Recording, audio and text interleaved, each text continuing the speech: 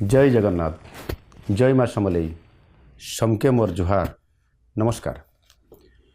बाबा Mahadev are माता पार्वतींकर बिहाघर पवित्र तिहार शीतल षष्ठी लगी पश्चिम ओडिशार सबु भाई बुहेन मानंकु मोर हार्दिक शुभेच्छा और अभिनंदन।